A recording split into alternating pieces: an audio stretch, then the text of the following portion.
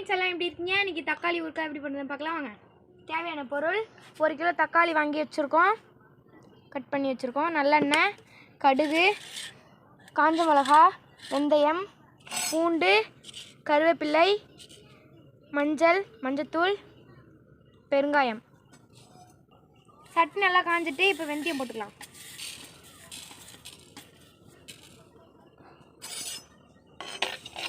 பச்சை மிளகா போட்டுக்கலாம்.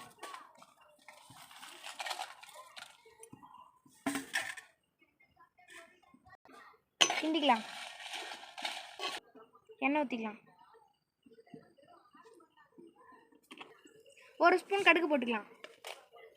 கருவேப்பிலை போட்டுக்கலாம். பூண்டு போட்டுக்கலாம்.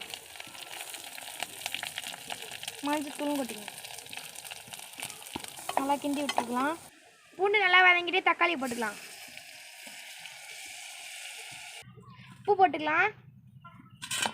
தக்காளி வேகட்டும். எண்ணெய் போட்டு மூடிடலாம். கொஞ்சம் கூட தண்ணியே இல்லாமல் எப்படி இருக்கு பாருங்க.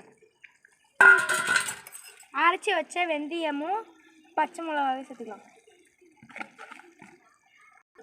காஞ்ச மிளகான்னு சொல்கிறதுக்கு பச்சை மிளகான்னு சொல்லிட்டேன். இப்போ நல்லா கிண்டிக்கலாம். இந்த அளவுக்கு எண்ணெய் பிரிஞ்சு வந்தோடனே கிண்டி விட்டு அடுப்பு ஆஃப் பண்ணிவிடுங்க. உண்மையாகவே நான் டேஸ்ட் பண்ணி பார்த்தா சூப்பராக இருக்குது. ட்ரை பண்ணி பார்த்துட்டு எப்படி சொல்லுங்கள். வீடியோ பிடிச்சிருந்தா லைக் பண்ணுங்கள். பாய்.